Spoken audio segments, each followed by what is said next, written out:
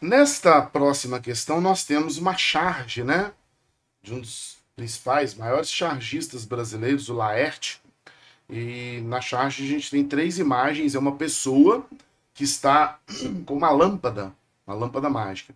E essa pessoa faz um desejo, né? Eu queria poder. E aí a lâmpada, né? O gênio supostamente está dentro da lâmpada, pergunta: força? Visão de raio-x? Telecinese? Telepatia? E aí a pessoa responde: poder político. Né? Uma charge politicamente bastante relevante. Né? Bom, a charge ilustra um anseio presente na sociedade contemporânea, né? Que se caracteriza pelo. O que aquela pessoa quer? Qual é o desejo dela? Ela deseja, letra A, ela está caracterizada uma situação de revolta individual. Aquela pessoa ali que deseja poder, ela está revoltada, principalmente individualmente, né? A meu ver, não. Ela está buscando a satisfação de desejos pessoais, né? Quando ela fala poder político, mais uma vez, vamos desvestir a nossa roupa política. Quem almeja uma participação política, ela busca satisfação de desejos pessoais. Eu costumo falar muito isso, gente. A gente tem que esquecer muito da política, que muitas vezes, política pequena, política miúda que é feita no nosso país, nas nossas cidades, e pensar em política como algo mais global. Né? Esquece o modelo brasileiro, por exemplo, pensa no modelo inglês, pensa, não sei, no modelo francês. Jamais o poder político tem como objetivo a satisfação de desejos pessoais. Né? Isso seria um desvio da finalidade política. Portanto, a nossa resposta é a letra C. Aquela pessoa está procurando a participação em ações decisórias. Ela quer ter poder de decisão. Ela quer ter poder de tomar decisões, de ajudar nas resoluções dos problemas da sociedade. Você pode até falar assim: ah, Renato, você é muito ingênuo. Não, isso é a política. O que se faz dela, a desvirtuação dela, é outra coisa. Bom, aquela pessoa também não está procurando a permanência em passividade social. Ela não é passiva. Se ela quer poder, ela quer fazer, ela quer acontecer, ela quer alterar. Ela não é passiva. E ela também não está conivente com interesses partidários. Porque política não é partido, gente.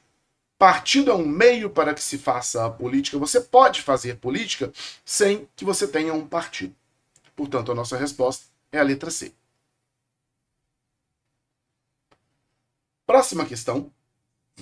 Temos um texto de apoio bastante grande, né? A cavalgada de Santa Ana é uma expressão da devoção dos vaqueiros à padroeira de Caicó, no Rio Grande do Norte. Nas décadas de 1950 a 1970, esse evento, então denominado cavalaria, era celebrado pelas pessoas que residiam na zona rural do município de Caicó.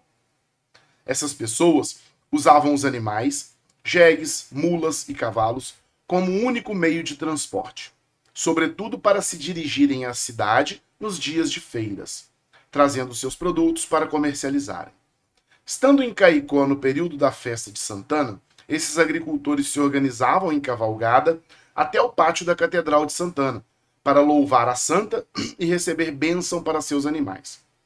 Por volta da década de 1970, com a chegada do automóvel à zona rural do município, essa expressão cultural foi extinta.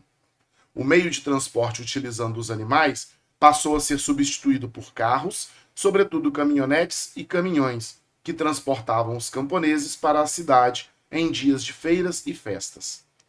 Desde 2002, um grupo de caicoenses retomou essa expressão cultural e, em conjunto com a Associação dos Vaqueiros, realiza no primeiro domingo da festa a Cavalgada de Santana.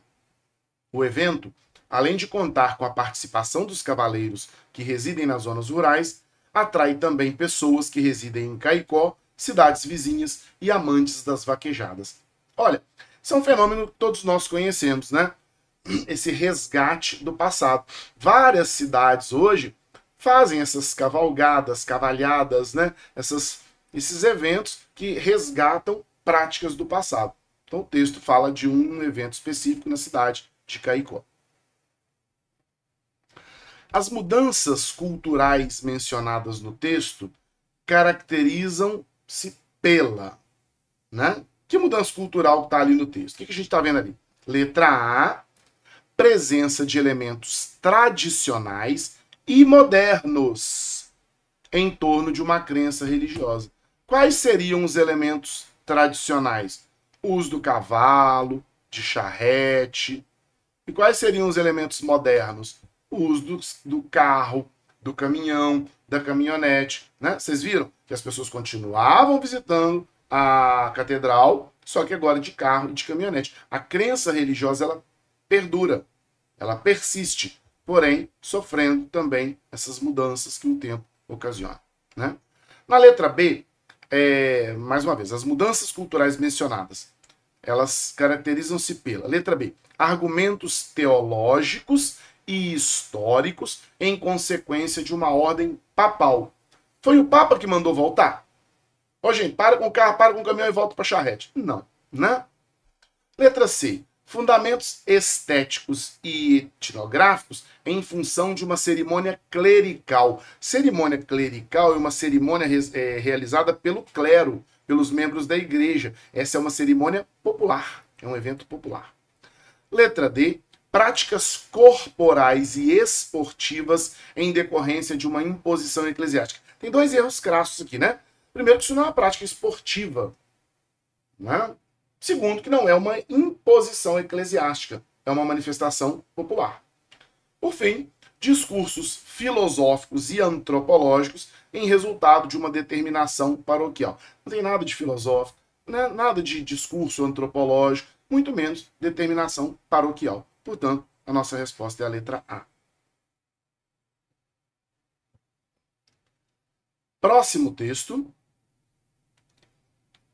Do século XVI em diante, pelo menos nas classes mais altas, o garfo passou a ser usado como utensílio para comer, chegando através da Itália, primeiramente à França, e em seguida à Inglaterra e à Alemanha, depois de ter servido durante algum tempo apenas para retirar alimentos sólidos da travessa. Henrique III introduziu-o na França, trazendo-o provavelmente de Veneza. Seus cortesãos não foram pouco ridicularizados por essa maneira afetada de comer, e no princípio não eram muito hábeis no uso do utensílio. Pelo menos se dizia que metade da comida caía do garfo no caminho do prato à boca.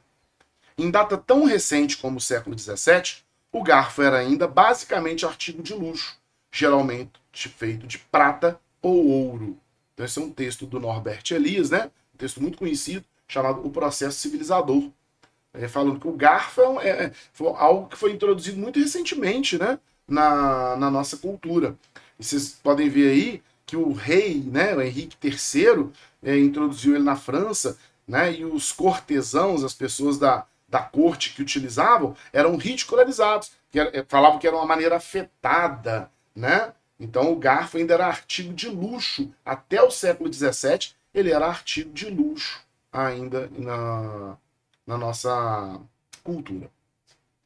Enfim, o processo social relatado indica a formação de uma etiqueta que tem como princípio a letra A, distinção das classes sociais.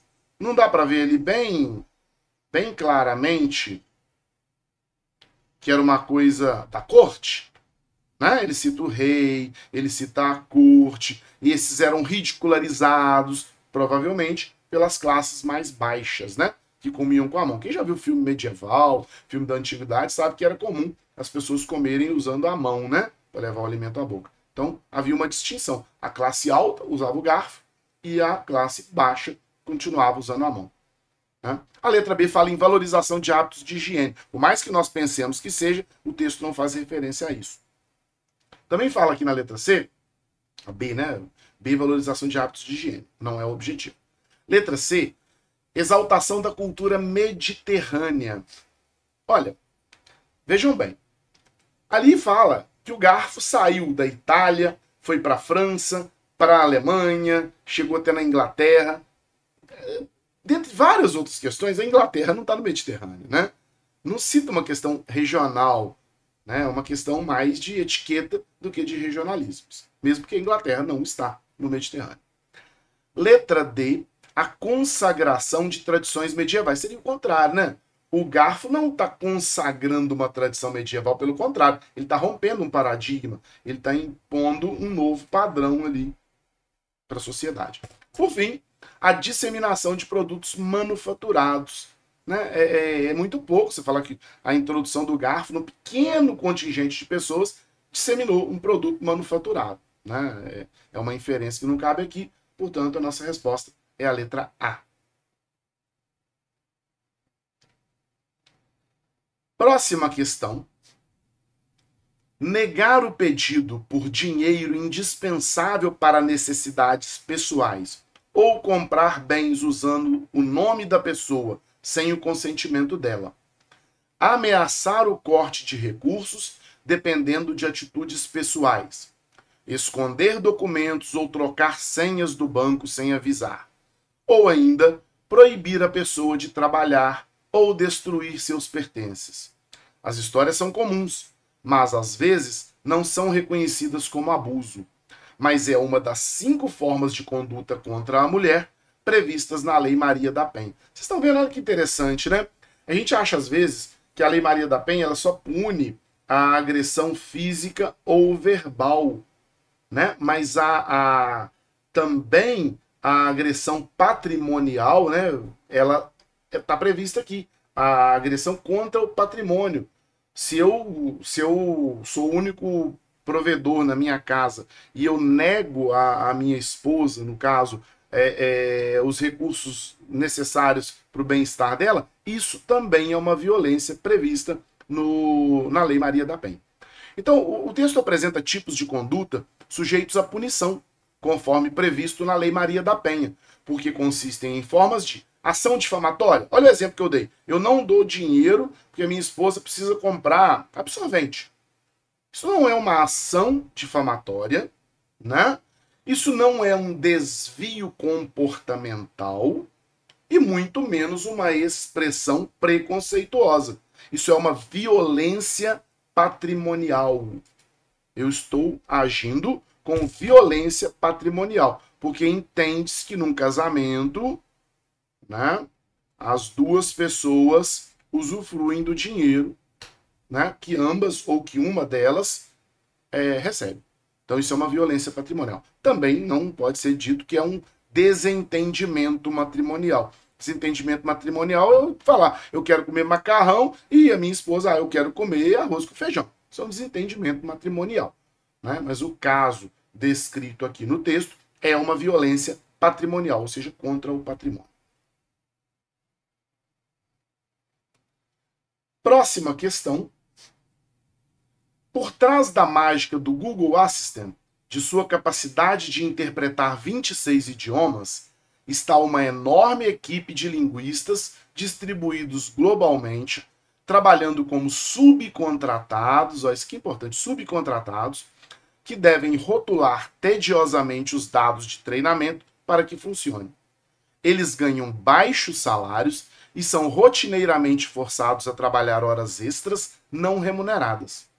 A inteligência artificial não funciona com um pozinho mágico. Ela funciona por meio de trabalhadores que treinam algoritmos incansavelmente até que eles automatizem seus próprios trabalhos. Olha que interessante, gente. Inteligência artificial da economia freelancer está vindo atrás de você. Ah, esse é um texto do século XIX, do século XX? Não, é um texto de 2021. É anteontem. Então, por trás daquilo que eles chamam de inteligência artificial, a verdade é que tem gente que já está dizendo hoje, isso nem é inteligência e nem é artificial. Né? Por quê? Por trás tem gente fazendo, ali por trás da mágica. Tem gente subcontratado, tem gente com baixo salário, tem gente forçada a trabalhar hora extra não remunerada. Olha só. E é um grupo de linguistas. Então, que crítica que esse texto carrega? O texto critica a mudança tecnológica em razão da seguinte consequência. Ele está criticando a diversificação da função? Não. Diversificar a função não afeta o meio. Ele está criticando a mobilidade da população? A mobilidade em si também não afeta o produto. Ele está criticando a autonomia do empregado? Pelo contrário, o empregado não tem autonomia. né? Ele tá ali preso numa série de engrenagens. Se ele tivesse autonomia, seria bem melhor, né? Mas ele não tem. Ele está criticando a concentração da produção. Vejam bem, não existe uma concentração, porque fala ali, ó, tá espalhado, né, 26 idiomas, uma grande equipe, espalhados globalmente, não existe concentração, é muita gente trabalhando nisso. O que ele critica aqui, gente, é a invisibilidade do profissional. Quem aqui nunca utilizou, vou lá no Google Tradutor. Quem é o Google Tradutor? É o Google. Não. O Google Tradutor é um trabalhador subcontratado, mal remunerado, trabalhando horas excessivas para fazer aquele trabalho que você dá o crédito ao Google. Você e eu e todos nós, né? Portanto, a nossa resposta é a letra E.